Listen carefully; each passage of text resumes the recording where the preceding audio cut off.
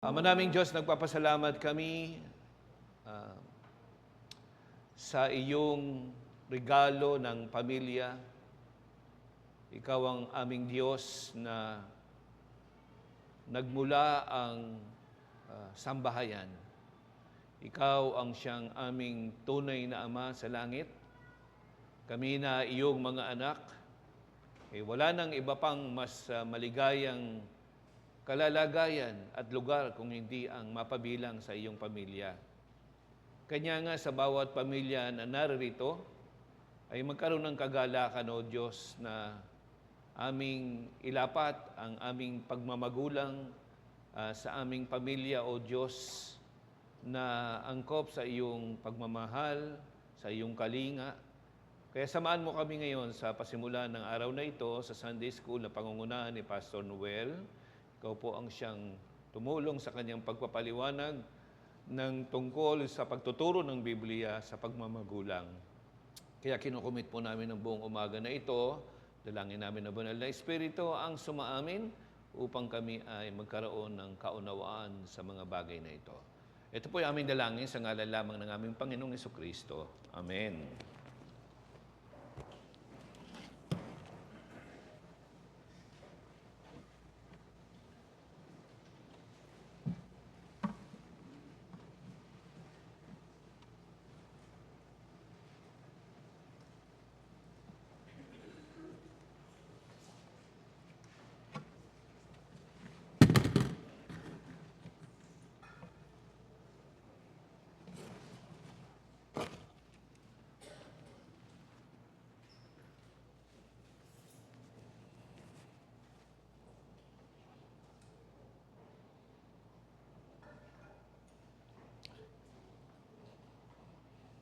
Okay, pagbati po sa lahat sa pangalan ng Panginoon. And today is not just the Lord's Day, it is also Father's Day. And I'd like to greet all my fellow fathers a happy Father's Day. And bilang gift sa inyo ay tatalakayin natin ang isang paksa na umaakma sa ating papel. But this is not just for fathers, it is for all parents and at the same time would-be parents. At gayon na rin para sa mga anak na naririto para maunawaan natin ang turo ng Biblia tungkol sa ano yung ayon sa salita ng Diyos na pagiging magulang. When I first taught this in my former church, it was in 6 parts.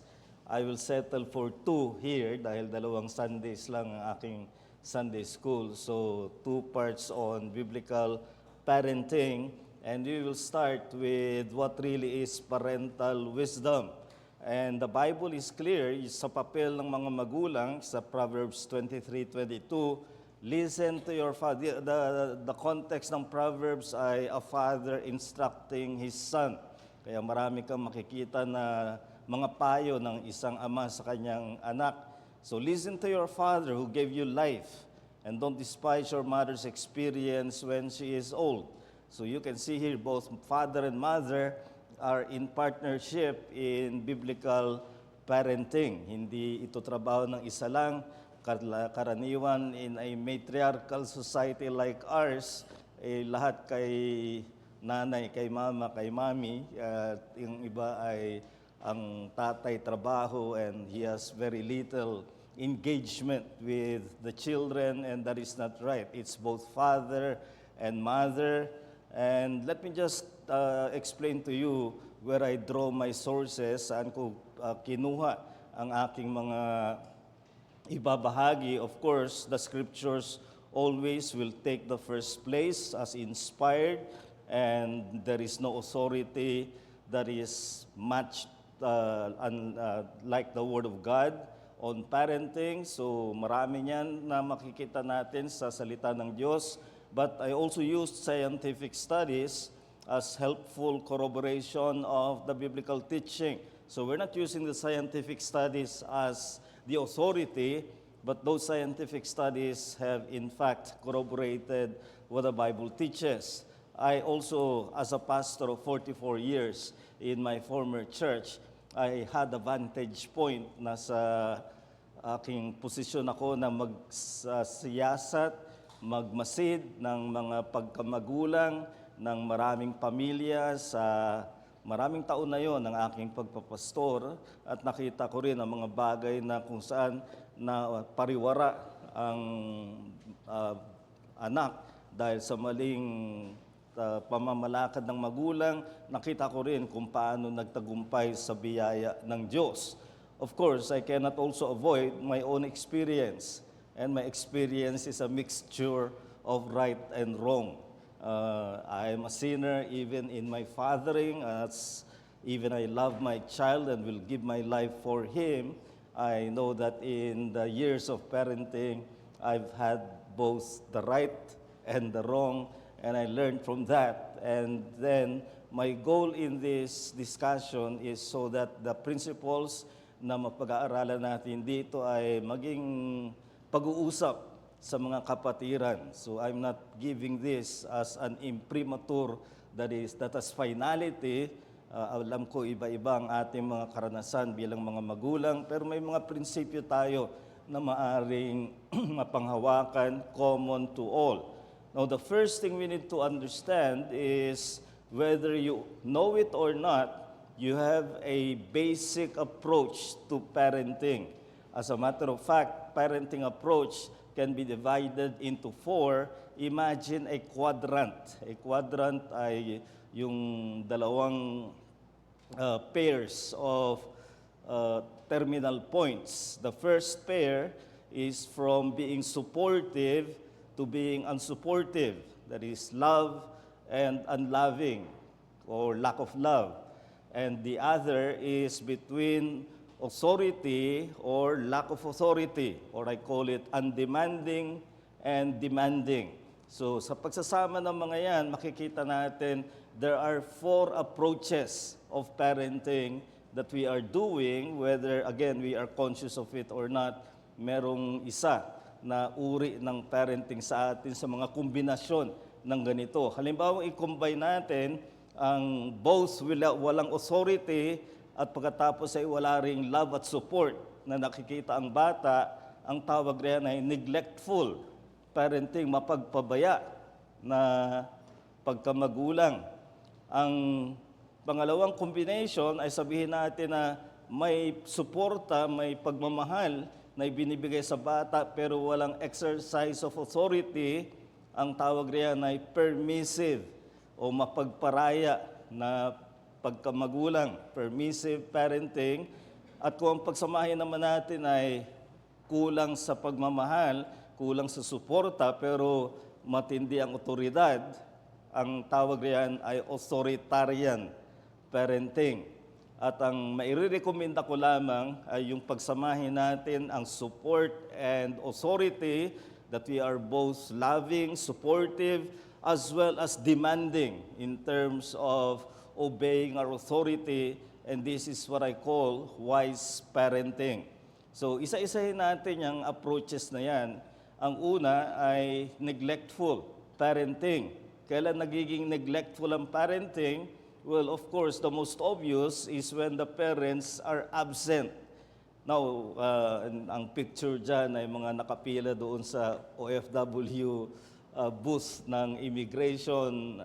Let me just make it clear, I am not making a condemnation wholesale of those who choose and opt for working abroad. Sa aking experience as a pastor, anyone making that decision, I try to dissuade. I always try to dissuade because I believe more negative things, and scientific studies have proven that the effect on the family is negative, and the only compensation is that you have more money. Pero hindi ba yan yung sa recent series ko in our Vesper, I talked about covetousness. Hindi dapat yan mauna sa konsiderasyon. So I believe this to have wrong implications and results, but I cannot put myself to a position where I find it censurable. Hindi ako kailanman sa aming iglesia ay nagdisiplina, ang aming iglesia ay hindi kailanman nagdisiplina ng sino man na pinili niyang magtrabaho abroad. While I believe that to be a wrongly directed decision. It is his decision for his family. I recognize the motive is good in terms of providing for the family. And how can you argue with provision for the family as a motive? Kaya I believe this to be wrongly directed, but I do not believe it to be a censurable offense. But if you're an absent parent, eh siyempre wala ka doon. Naranasan ko rin naman yan. I studied for my theological training in London, and for more than a year, I was not with my family. And kaya nga yung 2-year course nila, pinakausapan kong i-pack in 1 year so I can immediately return to my family, because I believe that to be a primary duty. But absent parents will necessarily be neglectful, maybe not to their own liking, pero yan ang mangyayari kung wala sila. Ang isa pa ay irresponsible parenting. And sometimes it's because they're too busy, kagaya nitong mother na nagbabasa ng book, How to Raise the Perfect Child. Pero nagtatanong yung bata sa kanya, wala siyang panahon. Ang sabi niya, not now dear, I'm busy. O yung isang father naman, abala sa kanyang binabasa, siguro nanonood sa tablet niya nung Game 7 ng Hinebra TNT. Wabalang-abala siya, yung anak niya, aabutin na yung plancha, hindi pa niya alam. So, irresponsible parenting means that you are so obsessed or occupied with other things and you're not engaged with your child. So these are cases of neglectful parenting. Ang masasabi ko riyan ay alalahanin natin, we will give account to God for our parenting. The way we have exercised parenting to our child, pananagutan natin sa Panginoon. Hindi yan sarili mo lang desisyon na bahala ka, kundi yan ay the Lord is taking into account how you are parenting your child. Now, this is what Proverbs 29:15 says, the rod and reproof give wisdom. So those are the two instruments, rod and reproof, when it comes to exercising authority. Now take note, the opposite is a child left to himself. And when a child is left to himself, which means no exercise of rod and reproof, when a child is left to himself, what happens? He brings shame to his mother. Na may mga gagawin siyang mga nakakahiya at isipin nyo sa isang gathering at biglang may kaguluhan at may nagtanong, kaninong anak yan? Either gusto mong magmalaki dahil may ginawang maganda, o gusto mong magtago dahil may ginawang kahihiyan. Ay ganyan ang sinasabi rito na when a child is left to himself, of course, he will try to seek to have an outlet of his own sinful nature, and yan ang kalalabasan. At tandaan natin, ang sinabi ng 1 Timothy 5:14, pagdating sa marriage, as far as the woman is concerned, I would that the younger widows to get married, bear children, and keep house or manage the house and give the enemy no occasion for reproach. Kung i-dissect natin yung mga sinabi riyan tungkol sa magiging papel ng isang nag-asawang babae ay get married, bear children, keep house or manage the house, and give the enemy no occasion for reproach. And the enemy that is referred to here is definitely the enemy of our faith. Gagamitin niya ang maling patutuo ng isang nanay na hindi nagsikap na pangasiwaan ng kanyang sambahayan. Ito ang magiging mantsa sa kanyang pananampalataya. Sa mga katuwid, napakahalagang papel ito ng isang magdidesisyon na mag-asawa ay meron siyang pananagutan sa Diyos. Hindi ito isang bagay lang na pang-personal. So, let us consider the second, permissive parenting. This is the combination of merong care and love and support, pero no exercise of authority. Sa permissive parenting, ang kanilang mantra ay to be friendly to the child, which results in permissive, meaning walang rules, basta indulge the child whatever he or she wants, and lenient, no discipline, avoidance, and very responsive to the demand of the child. Kung anong gusto ng bata, bigay. Yan yung permissive parenting. And how then is the child to behave? Well, it becomes like sometimes you hear people say self-policing, parang sarili mong control. Ibibigay nila yun sa bata kung paano siya mag-behave. That's permissive parenting, and that is of course a tremendous failure on the part of the exercise of authority. So ito yung mga spoiling parents at iba pa na nagiging permissive. Now take note of a case of a permissive parenting in the scriptures concerning Adonijah, the son of Haggith, exalted himself saying, I will be king. And nung sinabi niyang I will be king, Solomon was already then king, or Solomon was already anointed as heir apparent, and yet he insisted himself. So he prepared for himself chariots and horsemen with 50 men to run before him. Now, take note here in verse 6, his father, and guess who his father was? David. David, the man after God's own heart, which is a sobering warning to us. Huwag mong sabihin na matibay ang iyong pananampalataya, malapit ka sa Diyos at alam mo ang salita ng Diyos. And that's David. And yet, he was denounced for failure to exercise authority over his child. Siyempre, napakarami nila kung sa iba't ibang pamilya. But here, his father had never crossed him at any time. Hindi siya kinalaban, hindi siya kinontra by asking, why have you done so? Hindi niya sinaway. And he was also a very handsome man, that's Adonijah, and he was born after Absalom. Now, you can imagine the psychology of David here. His relationship with Absalom proved disastrous. So, in that situation, siguro naging hesitant itong si David.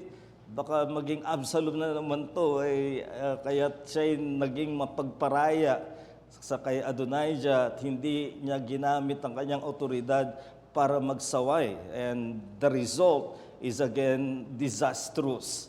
And Adonijah, in fact, would be executed by Solomon because of his insistence. So, tandaan natin, ang unang hinahanap sa anak, ang nililinang natin na maging karakter niya ay hindi yung siya ay maging pa-cute. Tuwan-tuwa tayo pag cute yung bata, pero hindi iyan ang pinalilinang sa bata. Ang pinalilinang sa atin sa bata, pinahuhubog sa kanilang karakter, ay respect. That is, in fact, the commandment given as a household in the Decalogue in Ephesians 6, children, obey your parents in the Lord, for this is right. Honor your father and mother, and that's a direct citation from the fifth commandment, which is the first commandment with a promise that it may go well with you and that you may enjoy long life on the earth. So itong ating diinan sa ating isip, lalo na sa mga bagong magulang o magiging magulang pa lamang, ang goal mo for the child is not to develop a genius. Genius is always the abnormality of providence. It's not the ordinary way. Your goal is, of course, to someday have a child who will contribute to his own generation, but for that to be, ang kailangan ay ang virtue of respect. Pag sinabing respect, he obeys authority. And the first authority for the child is the parent. At yan ang magkahanda para sa kanya na maging mabuting mamamayan sa lipunan At kung sa kalooban ng Diyos, sa kanyang biyaya, siya ay maging mananampalataya, maging miyembro ng iglesia, ay matututo siyang magpasakop sa may autoridad. So this is something that we need to develop in the child. Permissive parenting will fail in that matter unless the grace of God intervenes. So, pumunta tayo sa ikatlo na uri ng parenting. Authoritarian is where you have the exercise of authority by the parent pero walang love, deficient in love and support. So, ang mali may mangyayari dyan, the parents will become very demanding but not responsive. They don't express much warmth or nurturing. They don't give children choices or options. Ang palagi na lang nilang mantra ay, I said so. Sinabi ko, basta't sinabi ko, tapos na usapan at wala ka nang pakialam doon. Kapag lumalaki na ang bata, hindi na pwede yung just I said so because his reasoning is also developing. So we need to beware of this kind of parenting where authority is very much applied but very little of love. Now, this often happens, let me say, because that was the kind of childhood the parent had. Ang kanyang mga magulang, strict, pero wala siyang narinig na pagmamahal or care or engagement by the parents with himself. At most likely, his parents were like that to his grandparents. Wala ring ang kanilang pagka-conservative ay nangangahulugan na authoritative, pero walang exercise, expression of care.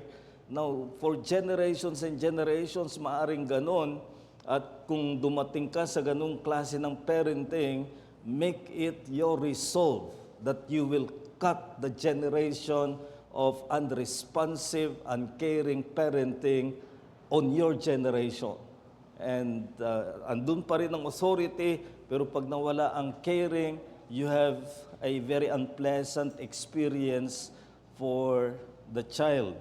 So it may be an excessive punishment. Hinahabol mo na para hambalusin yung bata. Ay hindi magandang parenting yan. That's abusive. And I for one believe that there should be zero tolerance for abusive parenting of children. And yan ang kalalakhan ng bata. Lalaki siya na merong bitterness. And in fact, that is what the Bible warns. In Colossians 3:21, fathers, do not embitter your children or they will become discouraged. So yung dalawa yung bagay na gagawin nito sa bata kapag puro excessive authority, they will be embittered. Alam niyo yung bitterness ay naiipon yan. Naiipon yung kanyang galit, yung kanyang hinanakit, and at a certain point, it will explode and may do things that will lead to decisions that may not be good for him. Yan ang isang babala sa atin. I, for one, became a stowaway teenager, escaping things that I did not like at home. And I don't want to say anything about my parents who were good, but of course they were deficient in Christian knowledge.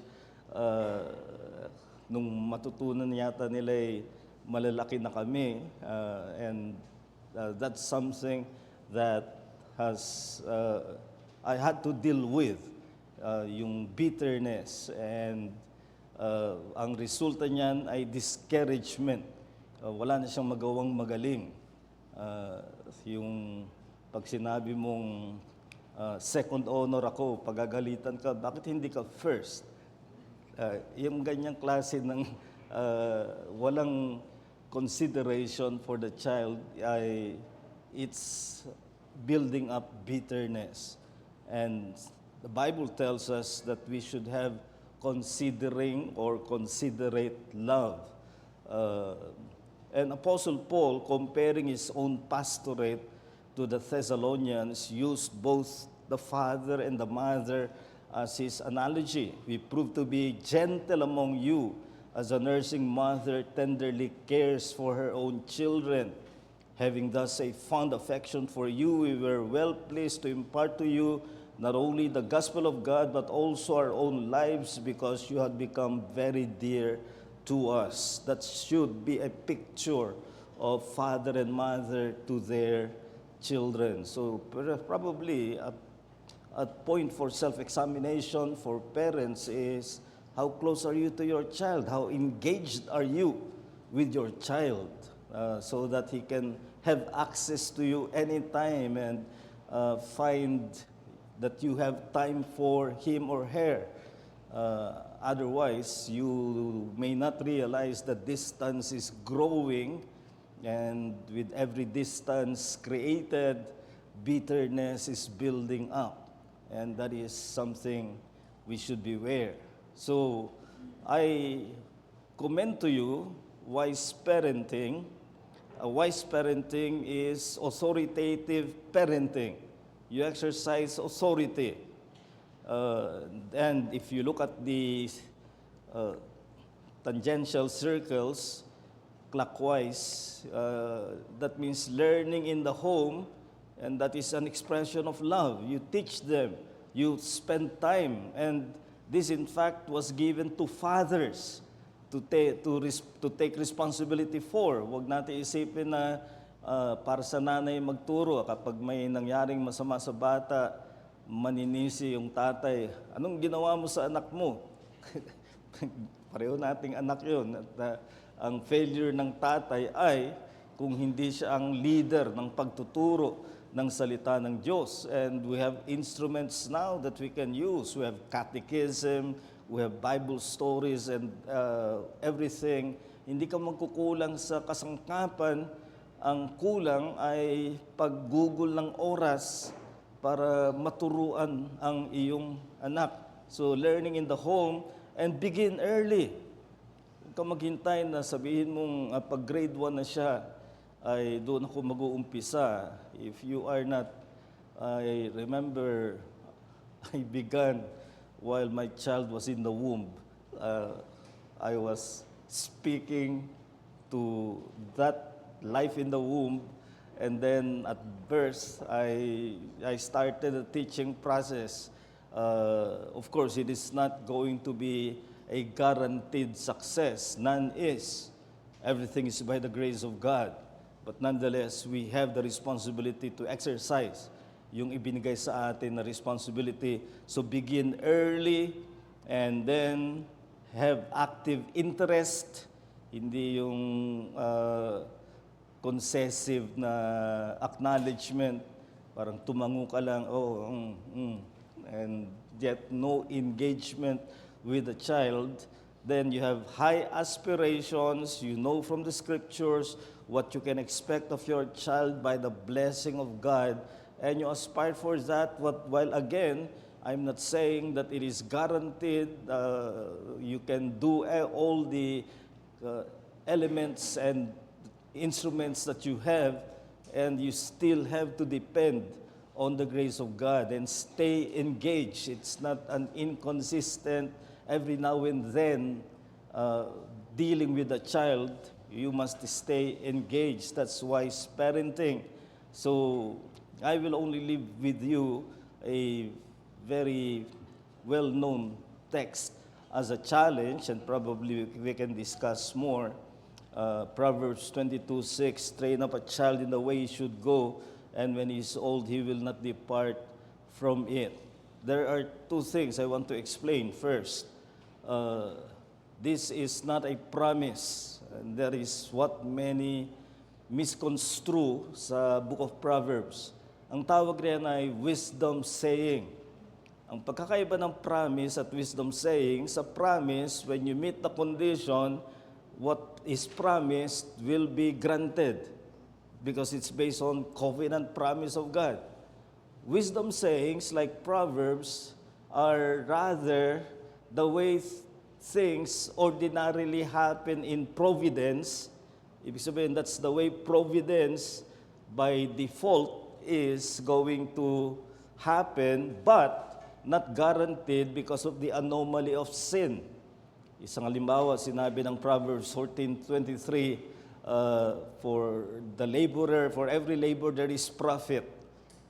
Is that a guaranteed? Maraming labor ngayon na walang profit, yet they labor hard, and that only shows that ordinarily in providence, this is a built-in mechanism, but not guaranteed because there are anomalies of sin. Ganito ito, train up a child in the way he should go, hindi guaranteed promise that when he is old, he will not depart from it. And because as he grows old, there are influences that then are absorbed by the child that have not been, that he has not absorbed at home, but he absorbs it as he is released into the world. And on that, you have no control. So, ibig sabihin, huwag natin ito i-take na, ba't nagkaganito yung anak ko, ginugol ko naman ang Panginoon, etc. No, this is not a promise, but this is a providential way things happen, but not guaranteed to happen.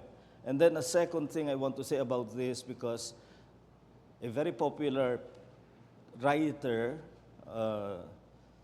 na si Chuck Swindoll ay ginamit ito. Meron siyang magandang book on parenting, but ginamit niya ito to say that the way here means the bents of the child. So it came out to mean you follow where the child is leading you. And when you follow where the child is leading you, then there will be good results. Now that is a total misinterpretation, because the way, as used in the book of Proverbs, means the way one should go, not the way of the child. You have words like in Proverbs 14:12, there is a way that looks good to a man, but the way of it is the way of death. So the way is about what is the right path, and it is for the parent to guide the child to the right path, which means rules, which means boundaries, that you cannot go beyond this. And if you persist in a behavior that goes against the way, you will get your discipline. So that is what is promised here. And the challenge, therefore, I would extend to all is from the quadrant that we studied, the 4 types of parenting approach. Determined to be a wise parent, combine support and love with demand and authority. Combine them, and that will be wise parenting. And as Christians, especially those who are longer in the path of parenting, be of help to fellow parents who may still be new in this matter. It can be confusing, as we all know. It can be sometimes napifeel mo ang pressure, and the child feels the pressure, and everything can go haywire because of those things. So we need to have in a church mutually guiding parents in order that they may be wise parents to their children. So any question? Or usually in our church, we also have testimony if you want to say something about your own experience. So questions or clarifications, even testimonies. Justin. I have 3 questions po. First question po yung what are your thoughts po sa gentle parenting sa generation natin? Well, oftentimes gentle parenting means the withdrawal of the rod. Much of modern parenting has denounced the use of the rod. as a cruel method, and yet it is biblical. It is very clear in many places in the book of Proverbs, and it is an exercise of love. Hindi ito exercise of cruelty. Proverbs 22:15, foolishness is bound up in the heart of the child, but the rod of correction will drive it away from him. And marami pang iba na we can discuss later on. Second question po, in line po with that. For example po, yung child, disrespectful siya sa parent niya. Sinasaktan niya, lumalaban siya kapag dinidisiplina. Pero dependent pa rin yung bata sa magulang. Is it wrong po ba na sabihin, halimbawa ako po yung kapatid, sabihin ko po, Ma, wag mo siyang bigyan ng baon, wag mong pakainin for him para matuto or parang makita niya na dependent pa rin siya even though lumalaban siya sa As the child grows up, dependent yan on the level of age and status of the child. A very young child na hindi pa ganun ang reasoning ay he must just be told what the rules are and why it is good for him, and then discipline when the rules are violated willfully. Yun ang point. But then as the child grows, reasoning also grows, and it helps that you give the good reasons for the rules that the child must obey. Now, never in the young age of the child, never use bribes. Pag sumunod ka, bigyan kita nitong chocolate. And you're teaching your child a lesson on bribery. And never try to outwit your child. O nagbibigay ka ng mga mali namang mga babala. Pag nagsinungaling ka, puputulin kung dila mo. Di mo naman gagawin yun. No? Kung ginawa mo, makukulong ka. So, o kaya ay you use all kinds of reasoning na nalilito ang child, hindi niya maintindihan. One day, that child will catch up and will outwit you. So don't use that. Use authority and good reasons where necessary. Last question po. Sa Filipino culture po kasi, may parang, or sa akin lang, may nabubuo na halimbawa po yung child or any person na nagkakos parang ng away or ng kaguluhan sa bahay. So para sasabihin ng magulang, wag mo na lang pansinin para hindi na mag-away or para tahimik na lang lahat, hayaan mo na lang, palipasin na lang. Ano po yung thoughts niyo doon or ano po yung dapat gawin? Well, that will be violating your own rules. Kung parang nangyari ay, i-set aside muna natin yung rules kasi nag-aaway. Halimbawa, yung sibling rivalry. Alam nyo, hindi kailanman naging problema sa akin yung sibling rivalry. I have an only child, so... pero kung dahil sa pag-aaway ay ikaw ang sumusuko dun sa rules, the rules must be applied consistently and fairly to all the children at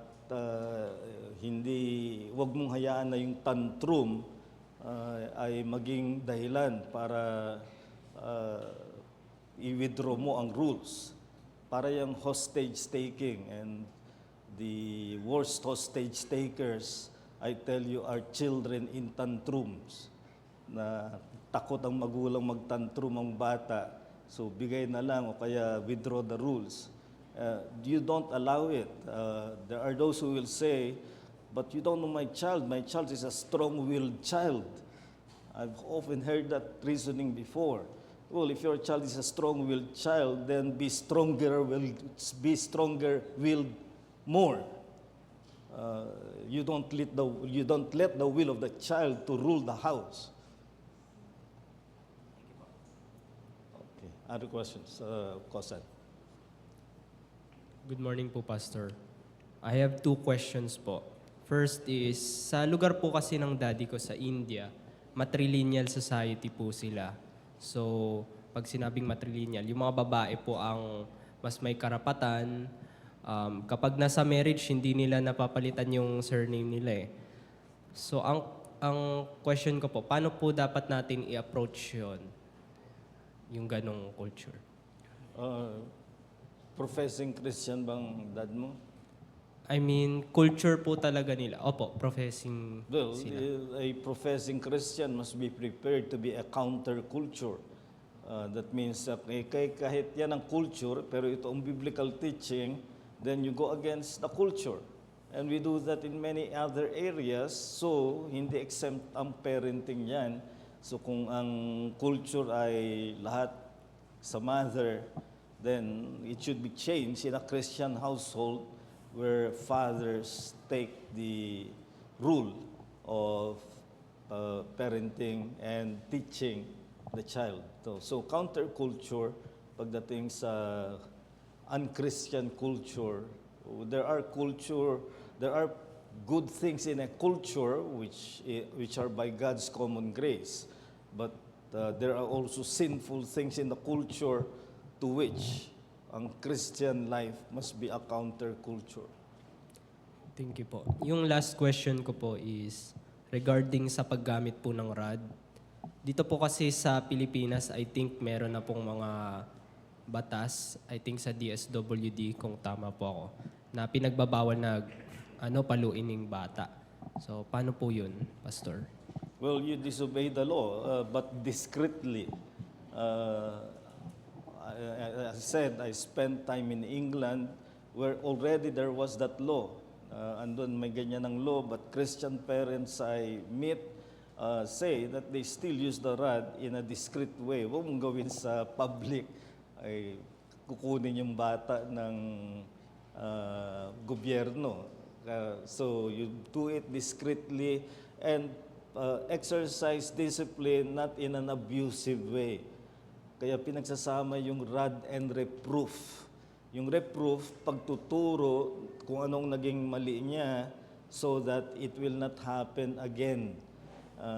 Ang nangyayari sa atin madalas, ang mali ng ating use of the rod ay tolerant tayo to a certain degree kahit na may rule, ay hindi pa mainit ang ulo natin. So sige lang, and the child is naturally crafted in such a way that he is there to always test the rule. And kapag nakikita niyang binaviolate na niya ang rule pero hindi pa mainit ang ulo ni tatay, ay sige siya ng violation. Ngayon, pag dumating na sa sukdulan, galit na tayo, ay mamamalo tayo ngayon ng napakatindi naman. Wala na yung reproof, abusive na. So, ang result is an embittered child, where at the first instance of violation of rule that is willful, I always stress willful, not inadvertent, but willful violation of the rule, you already apply the discipline na hindi kailangang mainit ang ulo, malamig pa, kaya mapagsasama mo ang rod and reproof. Yan ang karaniwan na nagkaroon ng maling reputation ang using the rod is because many use the rod when they are already at the point of anger and extreme irritation. Follow up po, Pastor. Paano naman po yung mga bata na wala na yung magulang nila, so ibang tao na po yung nag-aalaga? Kunwari, pwedeng grandparents, mga tito at tita. Meron din po ba silang authority na mag-practice ng discipline gamit Yes, kung yung sila rod? ay binigyan ng place, in place of the parents, na wala na yung parents, at napunta sa grandparents or uncles and aunts, ay may case, halimbawa si Timothy was molded and commended was both his grandmother Lois and his mother Eunice. So may papel yung grandfather sa grandmother rather, sa kanyang molding. And that shows that it's not just the parents, where there are parent substitutes, then they take the parental place in place of the original parents. Salamat po. Ate Becca. Tapos si Sir Mars. Yung nabanggit po ni Kosan on the rule against yung pagpapalo, that applies to those under the DSWD. So that means child caring institutes. Pero hindi pa po na i-full na maging batas na makover yung mga magulang, yung mga batang may mga magulang nasa bahay. But the recourse naman is, for example, usually sa mga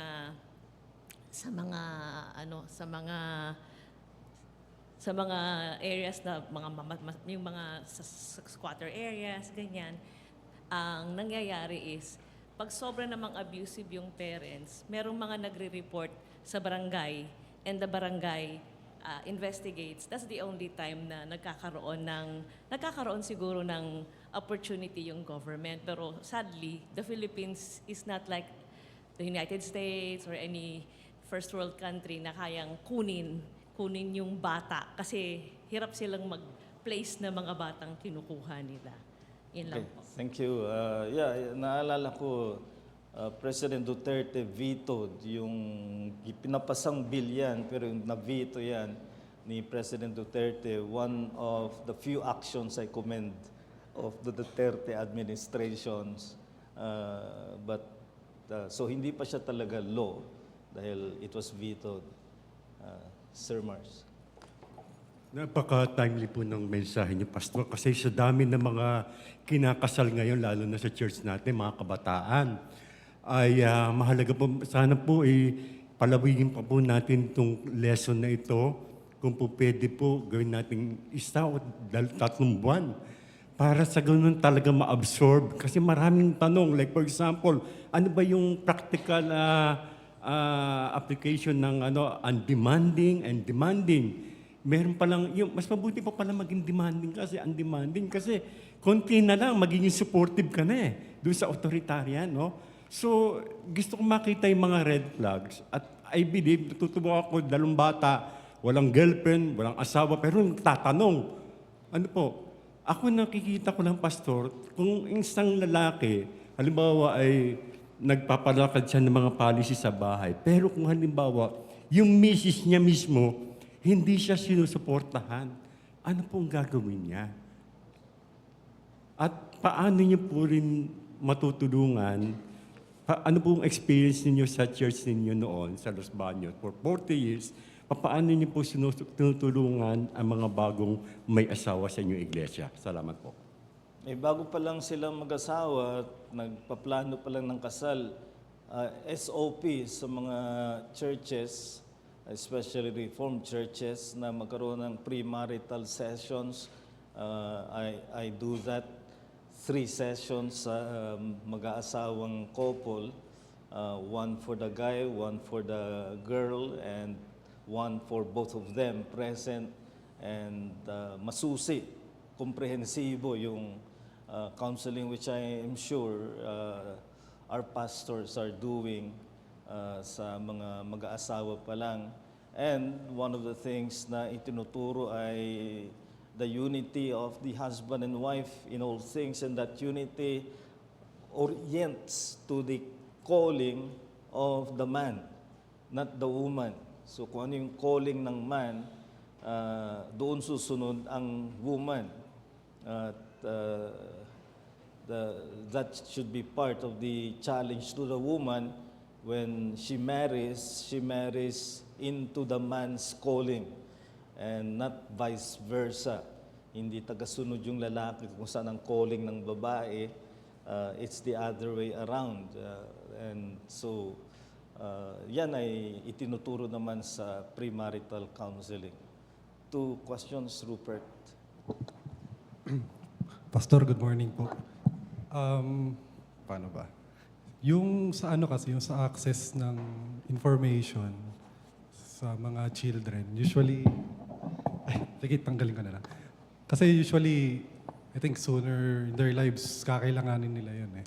Ano po ba yung parang, kung sa inyo po yung naging experience nyo rin po, kung paano nyo hinandle yung pag-access nila sa technology like gadgets or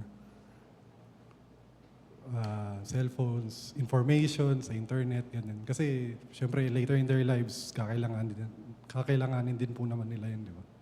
So gusto ko lang po malaman yung kung paano. Well, it's belatedly being realized by governments worldwide, the negative effects ng early use of gadgets ng mga bata. So there is now a law in Australia forbidding 16 years old and below to have access to gadgets. It's now being considered in England, in the United States.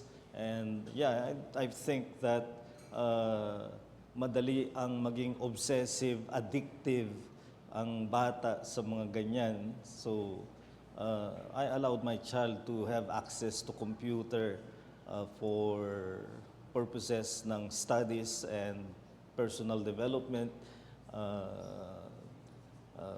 Pero yung social media later ay naging explosive na lang when he was already into adulthood.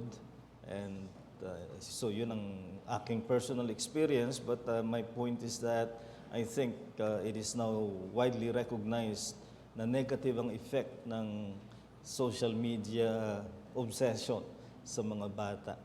And iwasan natin yun. Yes, Dave. And then last kay Okay. Kuya Jonathan. First off, thank you po sa really wonderful topic. I can proudly say na napalo po ako ng aking mga magulang. And I praise God for them, especially today, Father's Day kay Papa. Then, nung memory ko ng bata po ako is pag po pinapalo nila ako, they will always say that they love us and that they're doing this to discipline us, to make us right. So, praise God for them. Ngayon po, na ako naman yung trying to build a family, being recently married, I am seeing yung importance of personal discipline. Because if I desire to have a godly house, to have a godly home, it starts with us na mag-asawa.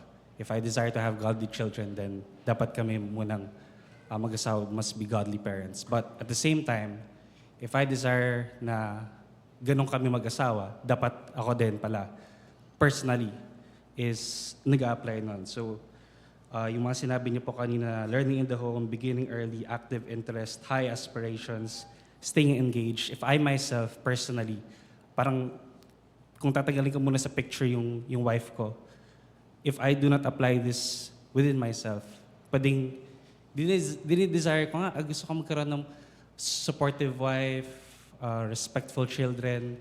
Yet, I myself am not supportive to maybe the work of the church.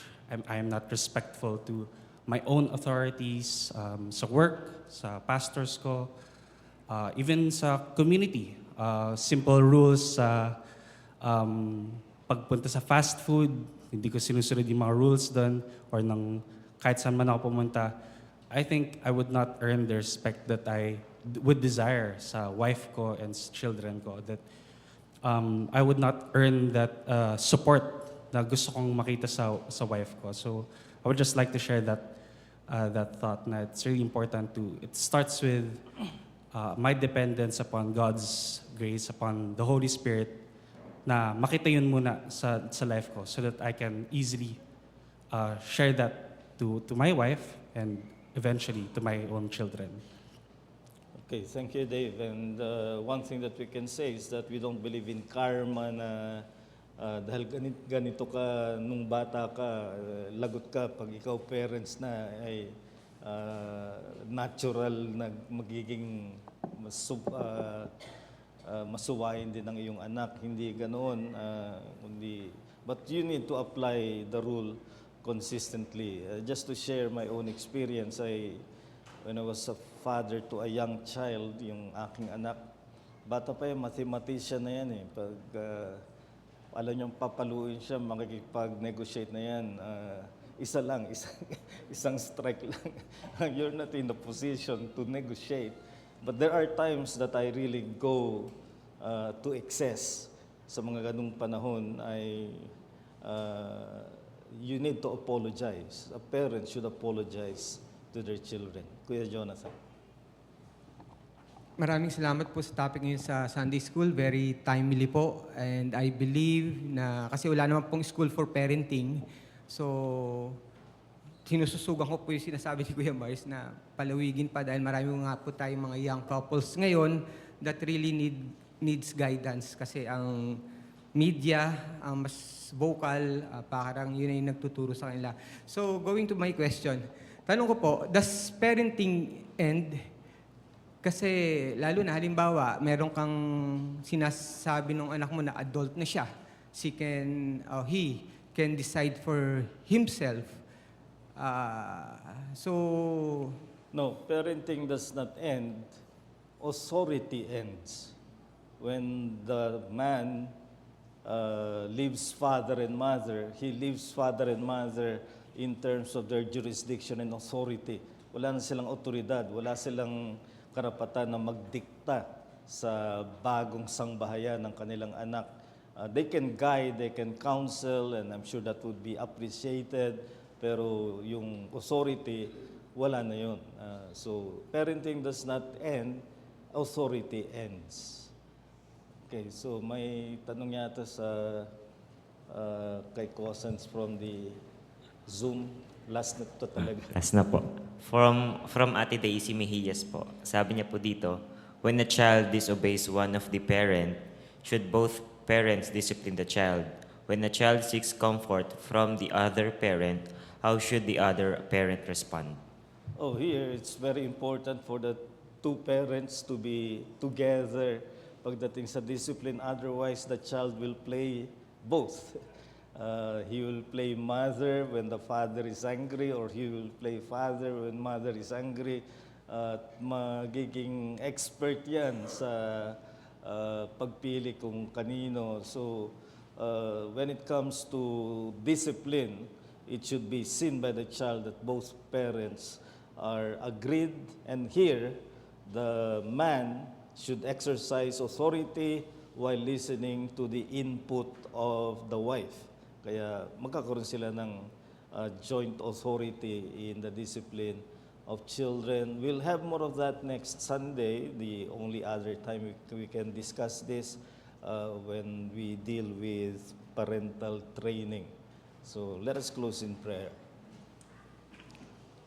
Dakila naming Diyos, sa aming mga baging Ama, nagpapasalamat kami na Ikaw ang matatawag namin na pangunahin na Ama namin. And as your word says, all fatherhood under heaven is named after your fatherhood. We ask, Lord, that we may make your fatherhood our pattern, and grant that we may understand these various approaches in which parents can exercise their parenting, be it neglectful or permissive or authoritarian. Help us, Lord, to see where we are at fault and aspire to be exercising wisdom of parenting that combines support and love with demanding authority.